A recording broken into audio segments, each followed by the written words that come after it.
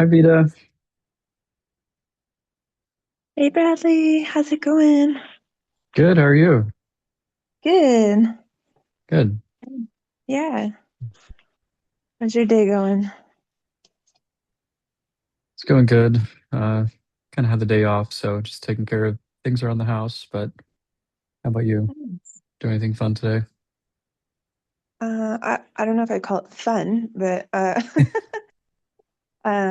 just took a big walk just a little bit ago and just did my stretching on my Bend app just now and Nice. just organizing, I don't know, trying to figure out life. Aren't we all? Yes, one day at a time, Yeah. indeed. It's the life process. Hmm. Indeed.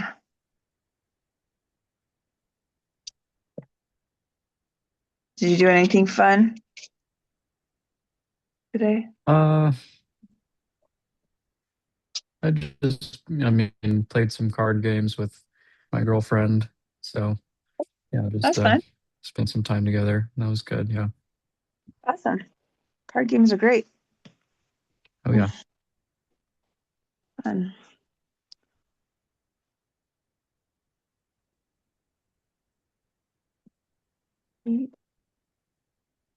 You guys like any specific card game? We played Farkle. Well, I guess that's not a card game, more of a dice game. But yeah, we like you throw like six dice and just see like you get points based on how well you roll the dice, and it's like first to a certain number, and it can like change at any moment. So yeah, Oh, it's exciting. cool. Yeah. I've never heard of that game. I mean, maybe I've heard of it, but I have no idea. Yeah. Yeah. Sweet. Okay.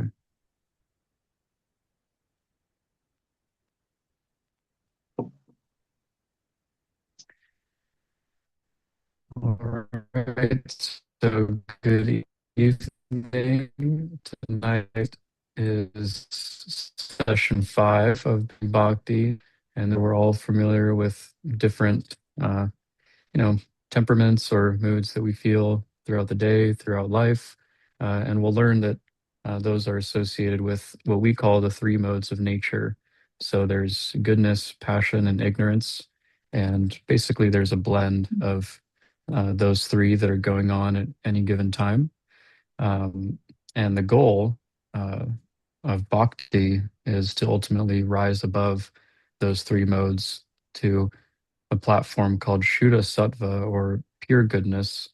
And in that state, we're not affected by goodness, passion, or ignorance. And we can purely engage in devotion or service to each other, to the divine. And so that's what this session's all about. Cool. Hello, Dhruv. Welcome. Hello. Hey, Thanks for coming. thanks. Yeah. So tonight is session five, moods and modes. This is your first time joining us? I actually attended a couple of sessions last year, Oh, in okay. during the summer. Wonderful. Well, I'll give a little bit of an introduction for myself, just in case you're not familiar. My name's Bradley, and uh, before kind of being a part of Bhakti Studio here, I was a monk and I lived in a temple for several years and studied the ancient Indian scriptures and Eastern philosophy, and have been practicing bhakti for probably going on 8 years now, and moved back to Washington a few years ago and have been doing real estate. So, uh, quite a mix of spiritual and um, kind of more modern life. And That's awesome. Like, where were so, you yeah, I'll be located the as a instructor for monk? all these sessions. I lived in a temple in LA. It's a Hare Krishna temple.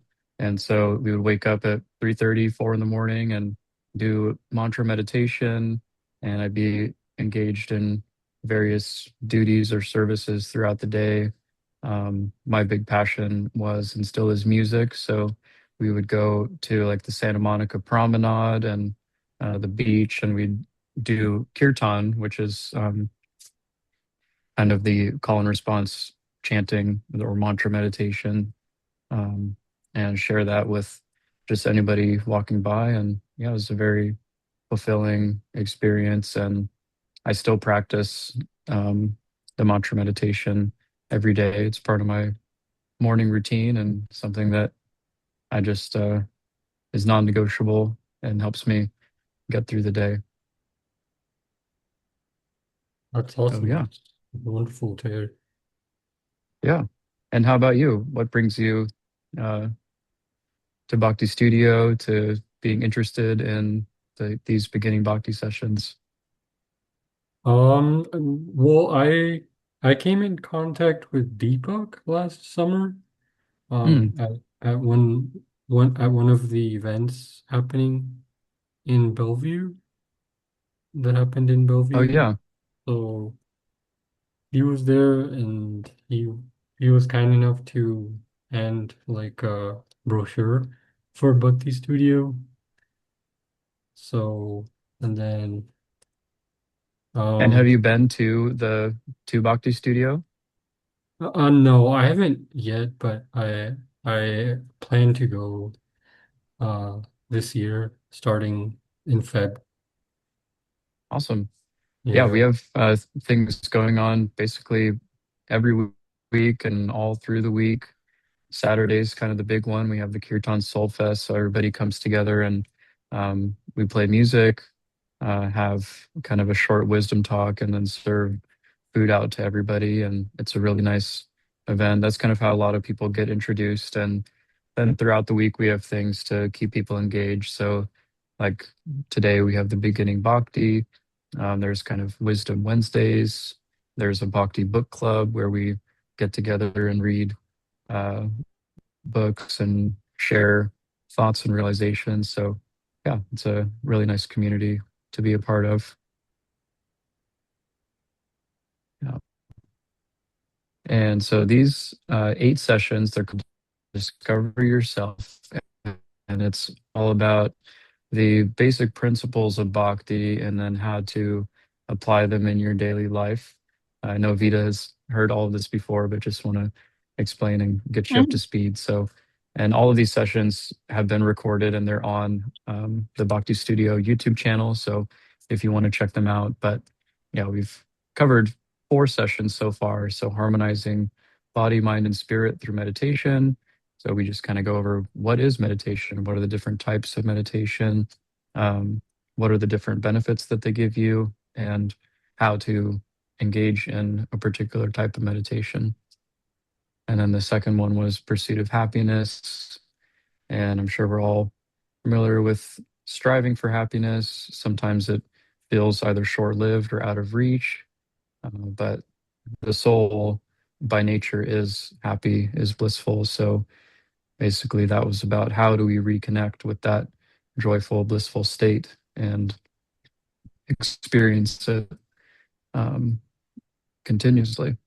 The third session was consciousness, the missing link, and that talks about how what makes humans different from other species or plant life or uh, yeah, basically any other life form. And that key point is that we have the ability to discern, to make decisions, and think more deeply about things, go inward, and discover what the meaning of life is. And then the last session last week, which I wasn't here, but Bree, she is another great member of the community, and she hosted that one. And that was the mind, of friend or foe. So the mind can be your best friend or your greatest enemy. And so that session was just about how do we reel the mind in and help it to cooperate with us and basically be a good companion throughout life. And so today is moods and modes, and Bhakti kind of divides things into three modes: goodness, passion, and ignorance.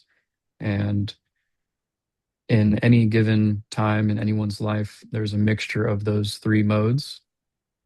And so there's a video that we'll watch just after this, and it'll explain in detail what those three modes are, how they affect us. And then there's a mode called pure goodness or Shuddha Sattva that's above that.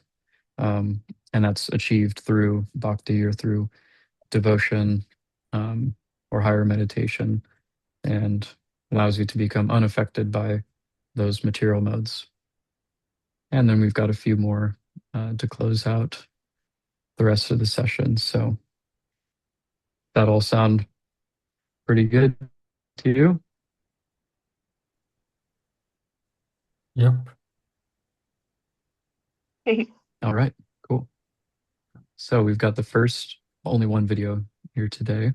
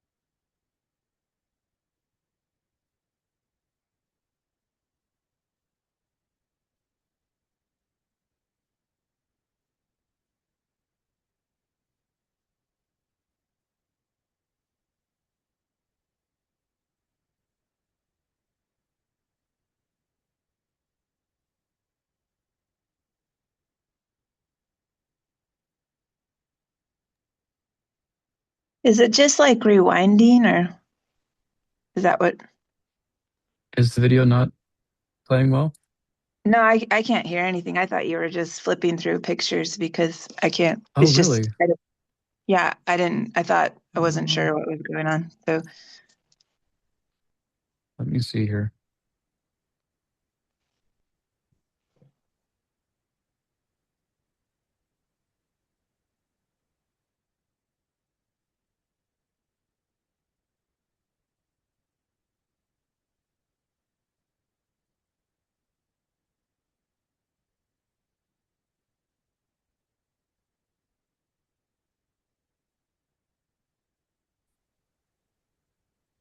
Are you there, Vita? yeah, I'm here. Okay. Were you able to hear any of the video? No. Okay. Well, let's try again. And then just let me know if there's any issues.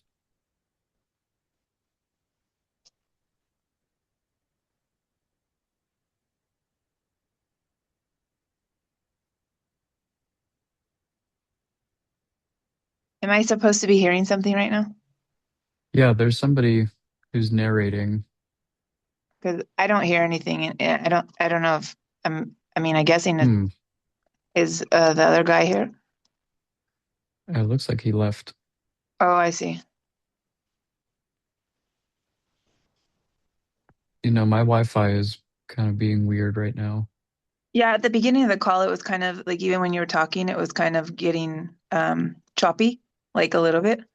Hmm. But I mean, I actually thought you were just, I wasn't sure. I thought you were just flipping through the pictures. I wasn't sure Oh, what was going on. So, oh my but gosh. I can't hear anything um Okay, let me currently. try something else.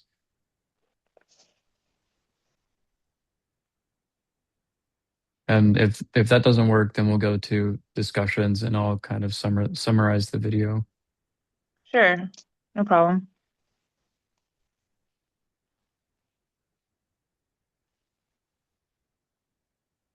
Yeah, it looks like my connection is not good.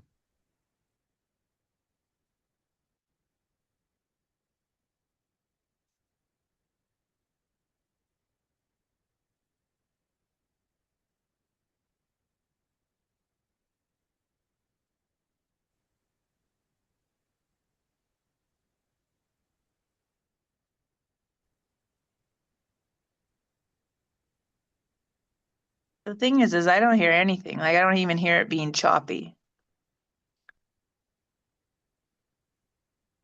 Hmm. and I can hear you, so I Oh don't my think it's gosh. like I turned this sound off on share sound. I'm all okay. good. This should work now. Okay. Okay.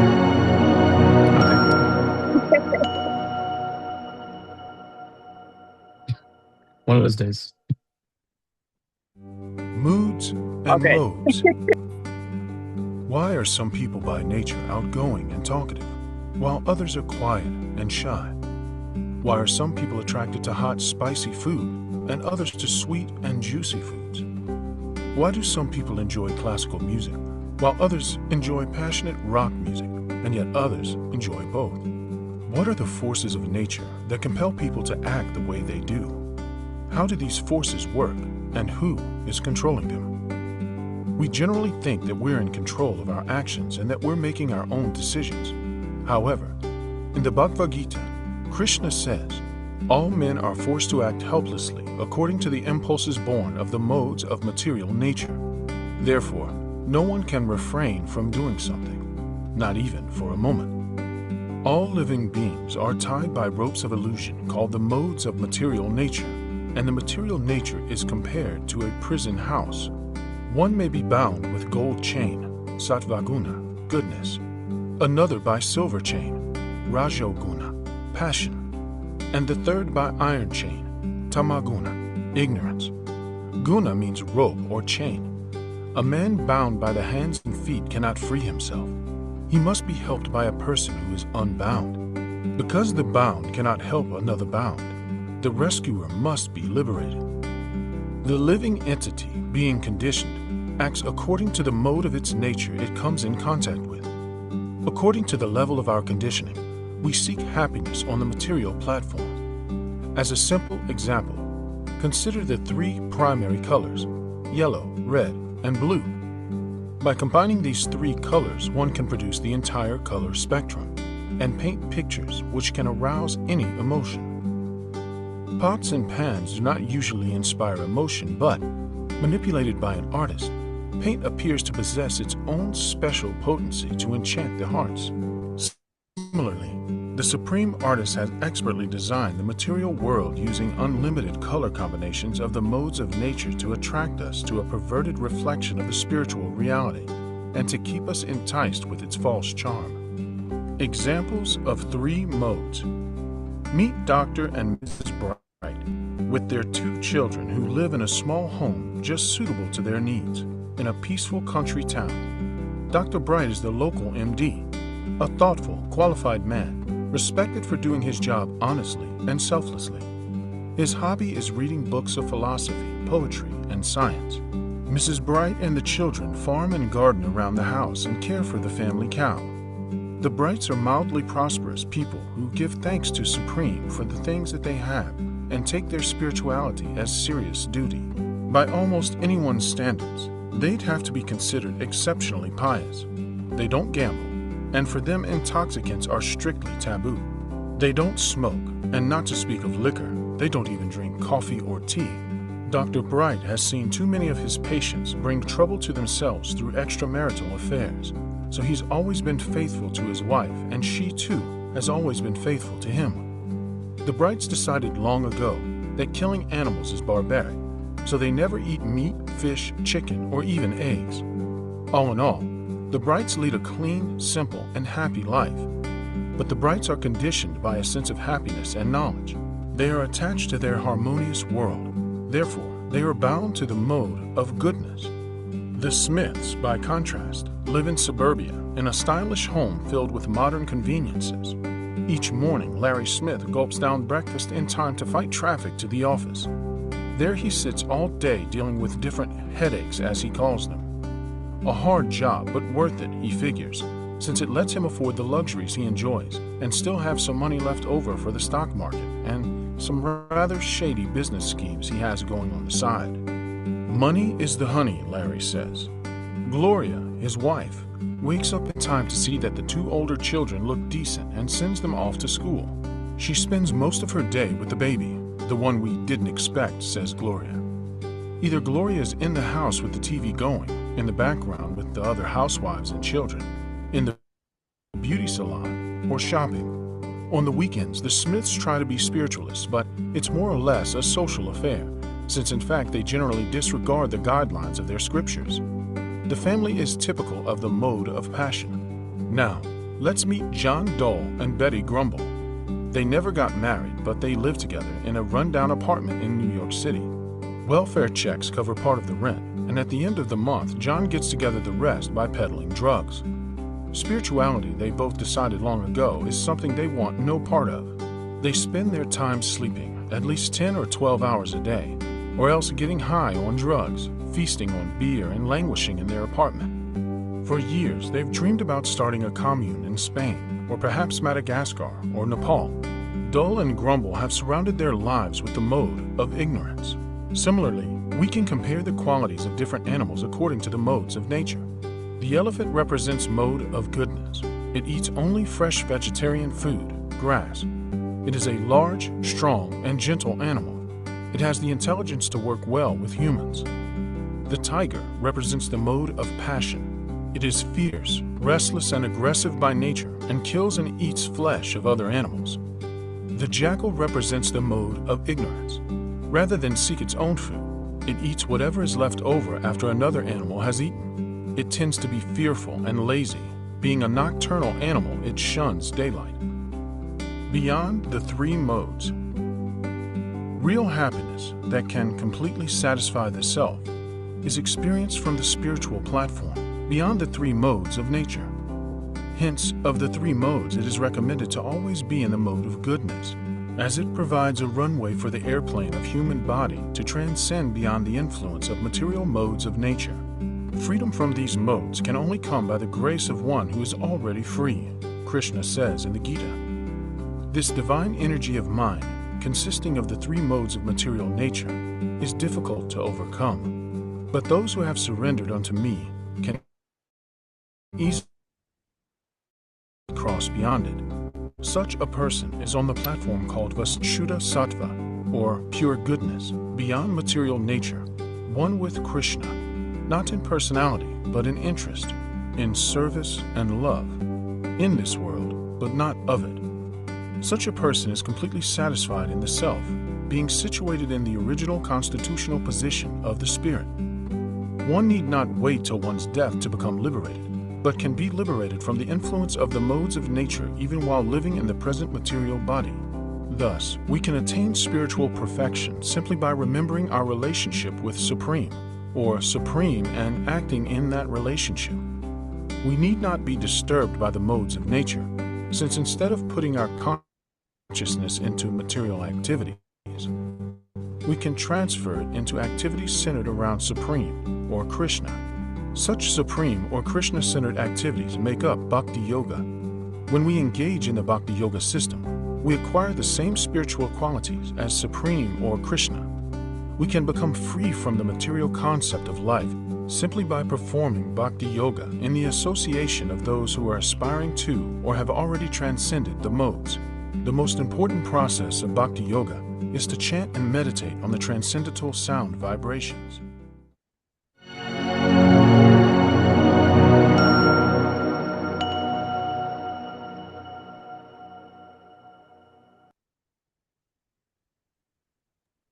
Okay. Any thoughts on that?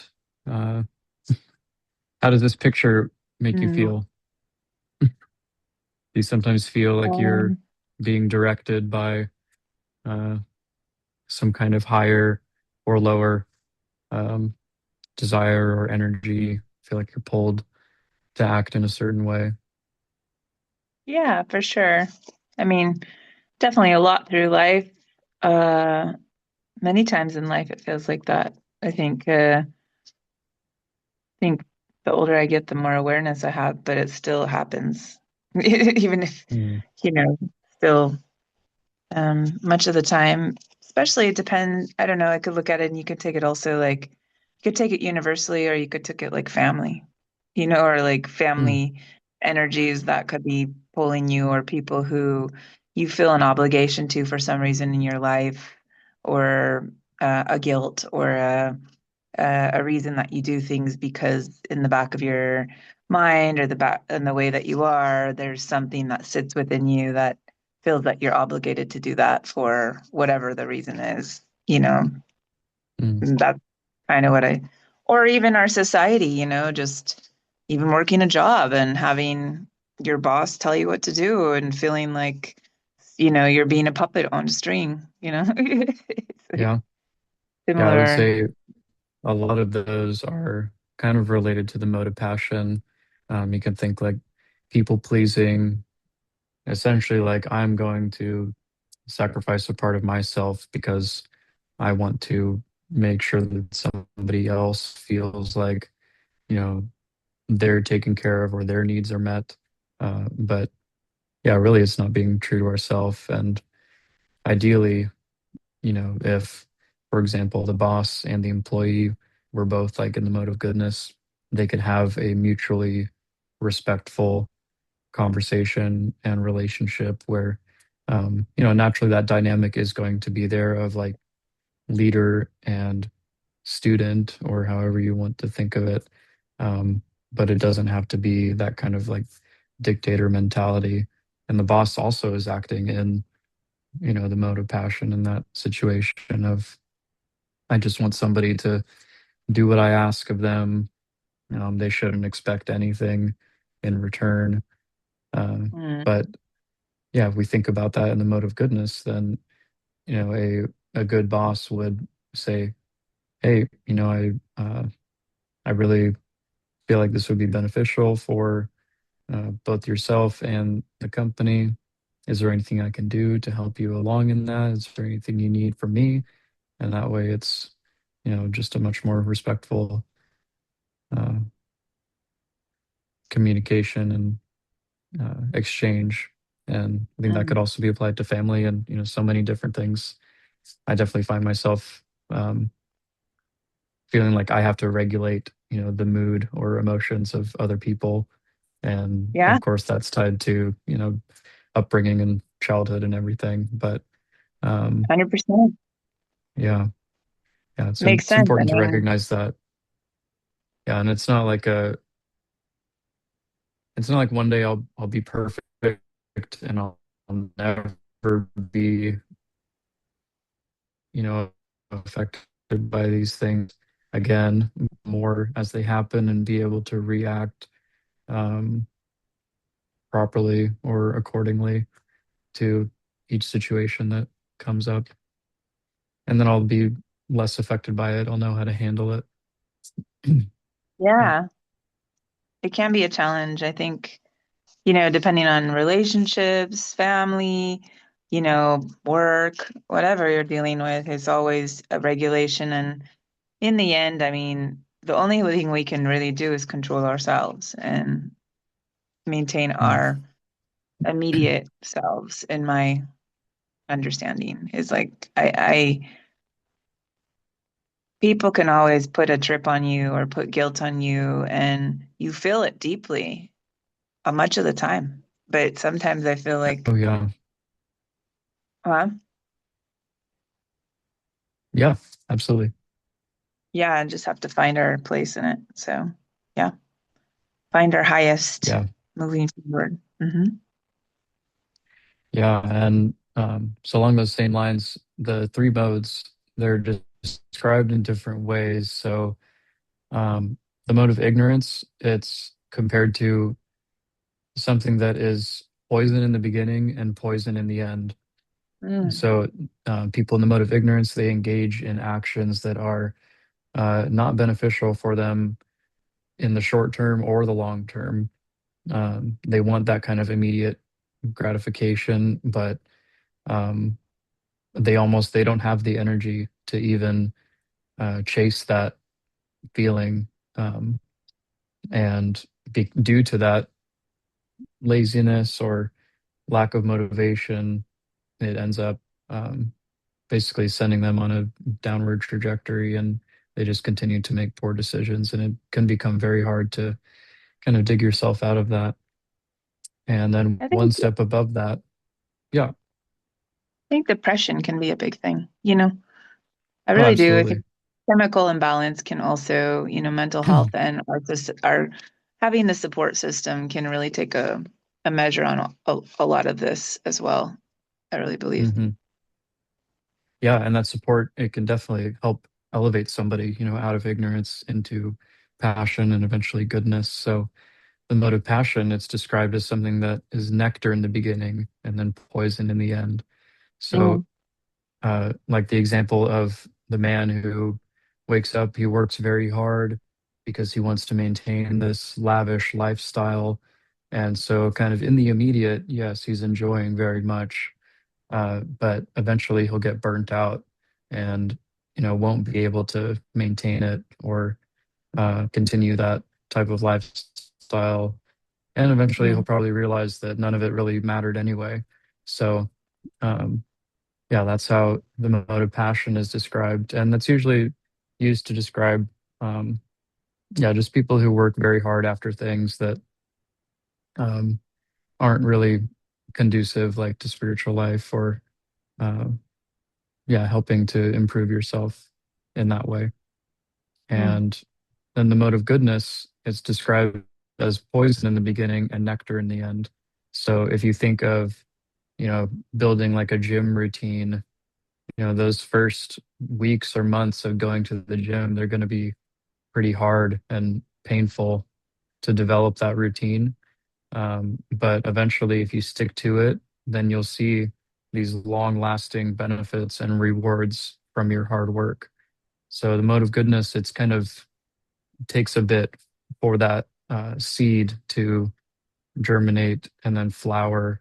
But it's that process of daily, watering that seed and not giving up, that and that perseverance that helps um, to sustain you long term.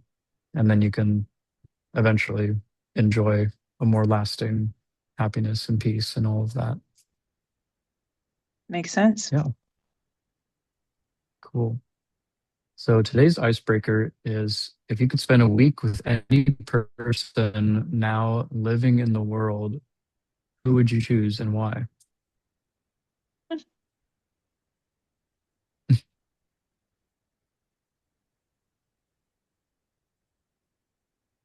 Uh, any person? Gosh, I have no Any idea. person. Um, Yeah, I think I'd have to think about that one too. Gosh, my head goes all over the place. I'd be like, well, depends on the circumstance. It was like, is it like, you know, is this for like what kind, where are we going? And like, um, Yeah, if you could sit down with somebody and yeah, really get to know them, maybe learn some of their habits that you could apply to your life. You've seen them go through hardships or experience I success in different ways. mean, I think this is just what comes to mind. I don't know if I might change my mind in a minute, but um, it's like I would say, my brother, he's married, he has two kids, and he has a third one on his way. And I think since he's started his life of being married and having children, we haven't been very like close over the years. I mean, we're still close, but we haven't had any like real time, we were so close when we were younger. And it feels like as we Mhm. got older, we just felt so separated in an intimate friendship type way. And it would be great to spend quality time probably with my brother out of curiosity. And I think it would do us both good, like in just bigger understanding, better understanding, and communications that go a lot deeper than just surface. Or my grandma who's passed now, that would be another one that would be, I'd love to spend Mhm. a week with her. um, I Yeah. don't know. Yeah, and I'm sure, you're both at different places in your life and you could come together and share what you've learned about your different life experiences and um yeah, you could both take away very positive things from that and of course rekindle your relationship and maybe that would Yeah. help maintain it moving forward. Yeah, I Yeah. love that. Yeah, I'd say probably if I could spend a week with anyone, it would be my teacher or my guru. He's been in India now for the last almost 2 years due to like some health concerns. So he's getting treatment there. But um, I probably have mentioned this before, but I lived with him for a year and a half Mm, before I decided to move back to Washington here. And mm, yeah, he's just a person that is just so deeply absorbed and involved in everything that he does, even if that's something as simple as like eating a meal or writing an email, responding to somebody. Um, he has so many well wishers or students or people who just kind of want guidance or advice. And while I was there, I personally witnessed him, going to each and every email and writing a thoughtful response to them. And nice. when he would eat something, I noticed that uh, there would be no distractions, like he's no like YouTube or anything while you're eating. Like he's just there honoring the food, where it came Mm, from, how it was prepared and everything. And yeah, so just watching somebody and he had been practicing bhakti for over 50 years. So as somebody who has just maintained that daily practice for so long, it's very inspiring. And so even just being around somebody like that, it um, yeah, really um, encourages me that maybe there's hope for me, that if I stick to um, you know spiritual life and this path and everything, that I'll kind of have even more satisfaction and realizations and a deep appreciation for people and uh, the divine, everything around me, nature. So yeah, definitely yeah. someone like that. Interesting. Yeah. Okay, so now we've got the discussions, and I'll send them in the Zoom as well. So the first one is, can we describe the three modes of material nature? So based on the video and kind of what we've been discussing, how would you characterize somebody who is mainly living in the mode of ignorance. Mm. Like materialistic things, meaning like fancy car or, you know, Yeah, I would say that's more passion. Um, but ignorance is somebody who, like, they don't even have the energy or the motivation to go out and try to achieve those things. They kind of live in this, yeah, depressive state, or um, are kind of harmful to themselves or others, and um, yeah, just they don't possess any desire really to better themselves, better the world. Um, and all of these, it's not like somebody is permanently that way, but we all find ourselves in one of these modes, like at any given time. It might have had a really late night, um, on Saturday or Sunday, and I just decided to sleep half the day away. And so if we look at it objectively, that would kind of be in the mode of ignorance, where I could have mm. gotten up a bit earlier and, um, done like a spiritual practice, or even in the mode of passion, gone out and done something, you know, to make money, or whatever kind of example you want to give. But Or yeah, maybe your body so just needs rest. yeah, true. Sometimes you just shut down your body takes over. It's like I gotta chill out today. I mean, I So think rest is so huge personally, but yeah, yeah, yeah. There's a difference between rest and then I am just feeling lazy and I'm not going to do anything, even though I know that I probably should. mm, Um, yeah, fair enough. I hear that. and yeah. And so, what about the mode of goodness? What are the actions and characteristics of somebody who is acting in the mode of goodness? Um, I mean, where you're free giving from your heart, maybe, I mean, I'm trying to think of the video, but I'm also just thinking abstractly, but I mean, Yeah, just both are good. giving from your heart, being kind and respectful to all life and living that's around you in living form, animal, human, and Mm. being conscious of that aspect of life. And um, yeah, giving with your heart. And I don't know. Yeah, absolutely. Those are all basically the main points of somebody in the mode of goodness. They are not enticed or influenced by a lot of the things in this material world. So, as it described in the video, they're not interested in uh, like drinking wine, or eating meat, like getting intoxicated, things like that, that kind of take you out of your body for, you know, a Mm. temporary amount of time. They want to really be Yeah. present and go deeper. And so anything that kind of takes them out of that present moment, they're not really interested in. Um, and they know that uh, they don't need to endeavor more than necessary compared to somebody in the mode of passion. Like, they know that I don't need a fancy, fast car and a high rise apartment to Right. be happy, to be satisfied.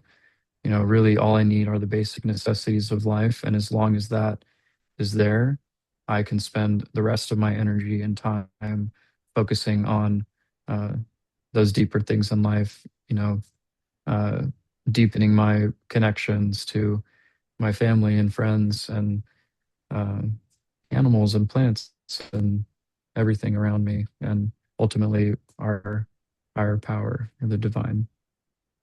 Absolutely. Yeah. Yeah.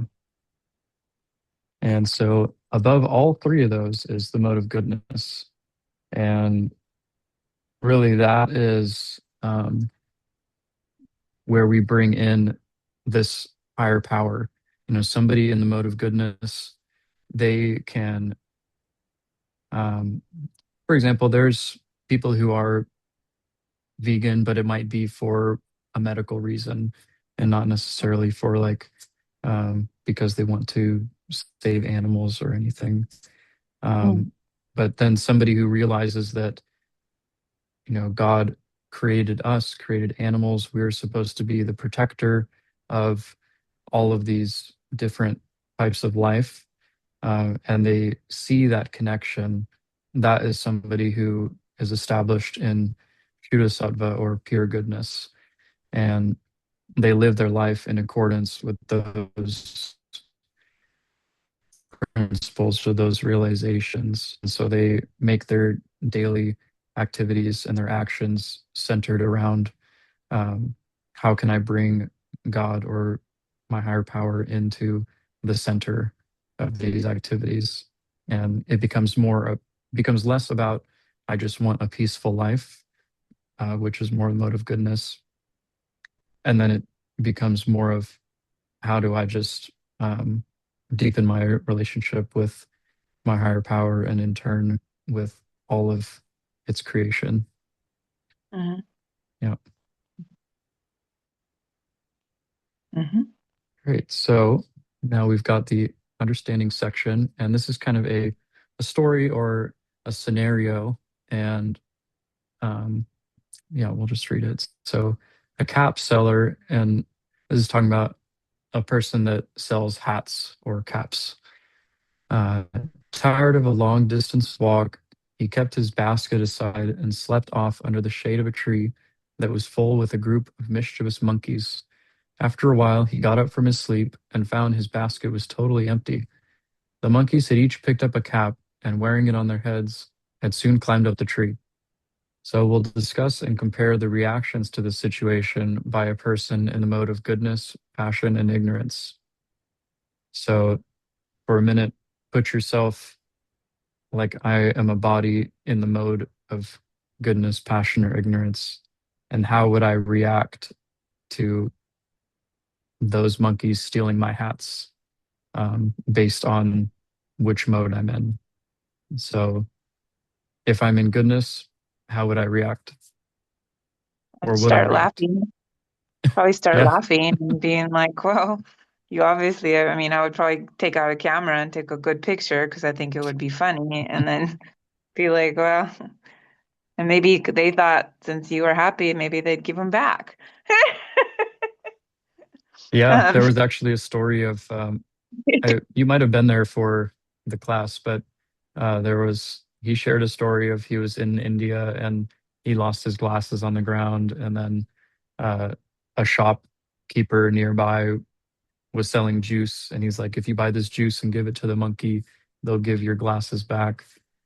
yeah. And yeah, so kind of just playing the part and realizing that, these monkeys messing with me, it's all somehow, God's like dance or his just arrangement. He's just playing.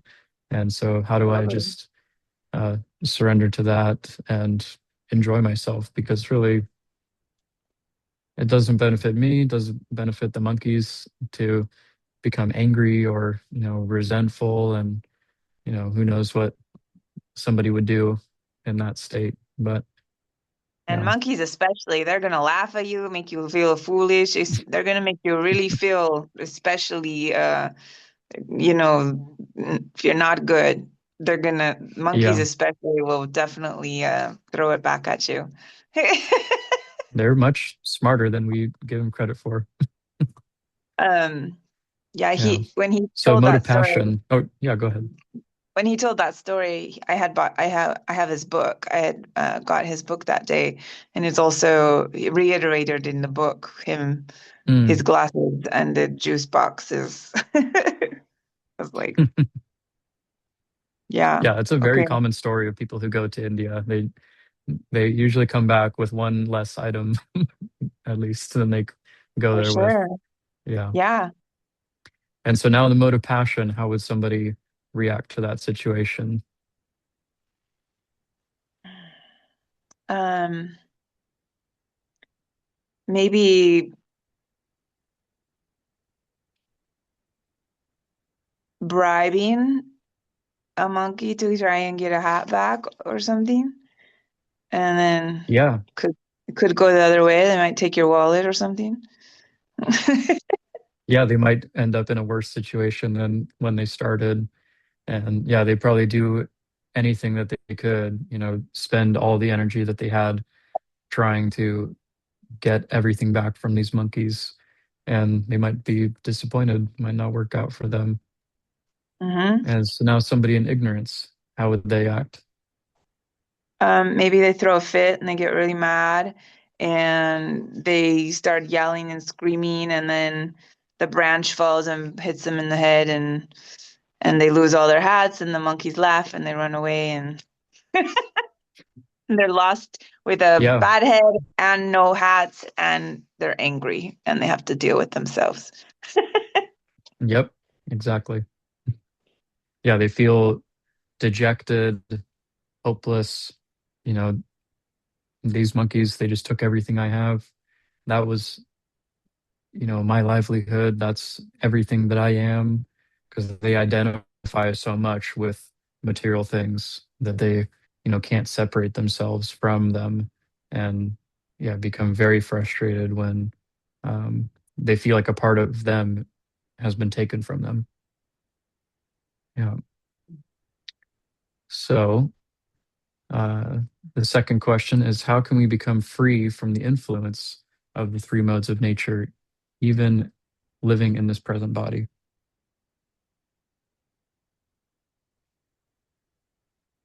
Mm. Just accept it for what it is and just be present and find the presence in the moment to be living in gratitude. I don't know. Yeah.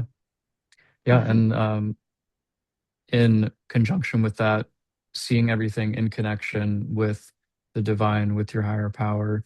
Um, and that will help take you out of, the anger or frustration or laziness or even just desire for peace. Um, Seeing that everything ultimately is being conducted by the Supreme. And yeah, having those realizations, yeah, they help you rise above goodness, passion, and ignorance, which similar to the first question. But yeah, just another reminder.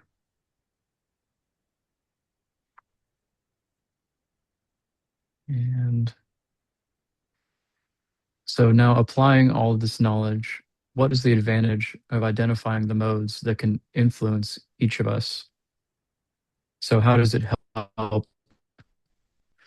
realizing that I'm acting kind of passionate right now, or I'm acting ignorant?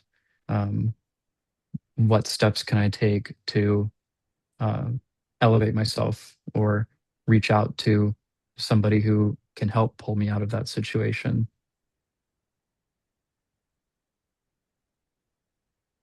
I mean, I guess surrender, right? I don't know. Uh, what is the advantage of identifying the modes that influence each one of us? Mm.